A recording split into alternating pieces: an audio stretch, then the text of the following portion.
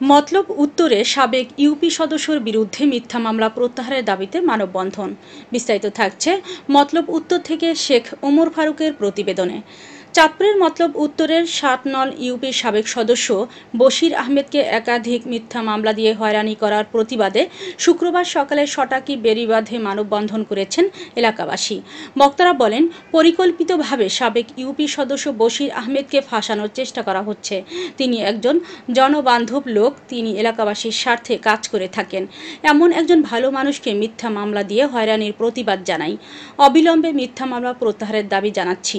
উপস্থিত ছিলেন ৭ নং ইউপির ২ নং ওয়ার্ড সদস্য বুলু খান, ৩ নং ওয়ার্ড মেম্বার আকাশ আলী মোল্লা ও ৪ নং ওয়ার্ড মেম্বার মোশাররফ হোসেন এবং ৫ নং ওয়ার্ড মেম্বার জসিমউদ্দিন, ৭ নং ইউপির বিএনপি সদস্য কামরুজ্জামান বাবু, ঢাকা মহানগর দক্ষিণ স্বেচ্ছাসেবক দলের সদস্য এনামুল হক রিপন, শরীফুল্লাহ উচ্চ বিদ্যালয়ের ম্যানেজিং কমিটির সদস্য কাউসার আহমেদ মুক্তার, ইউনিয়ন যুব দলের সহ সভাপতি খোকন ব্যাপারী, ইউনিয়ন ছাত্রদলের সাবেক সভাপতি এম.এ. রুবেল, ইউনিয়ন ছাত্রদলের সাংগঠনিক সম্পাদক হানিফ প্রধান, ছ্যাঙ্গারচার ডিগ্রি কলেজের ছাত্রদলের সভাপতি আব্দুর রহমান মুন্না সহ অনেকে।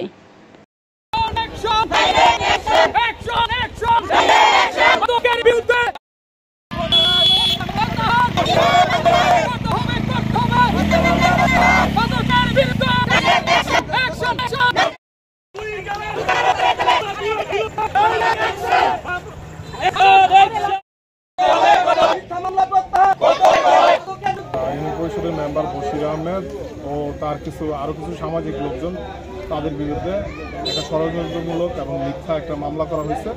আমরা এই প্রশাসনের প্রতি দৃষ্টি আকর্ষণ করছি, এই মিথ্যা মামলার প্রত্যাহার চাই এবং যারা এই মিথ্যা ষড়যন্ত্রমূলক মামলা করছে তাদের দৃষ্টান্তমূলক শাস্তি চাই।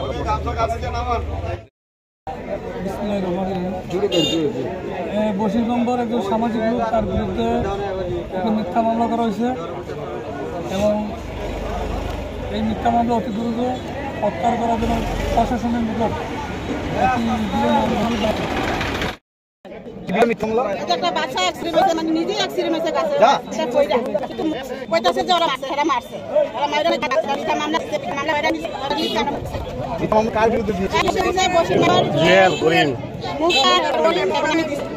এখন আপনারা এটা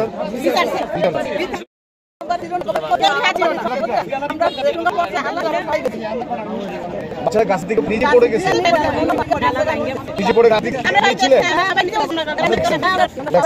এখন তারা এই বাচ্চাকে কেন্দ্র করে বসির মামলার যে মামলা ছিল, আমি যখন 11:30 বাড়িতে আসছি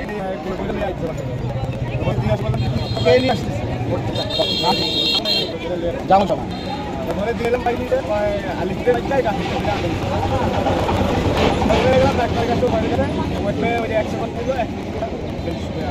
মানে আপনি যারা গেছে মহিলারা সবাই বলছে যে তারা গাছের থেকে পড়ে এখানে আমার গ্রামের যারা প্রতিনিধি যারা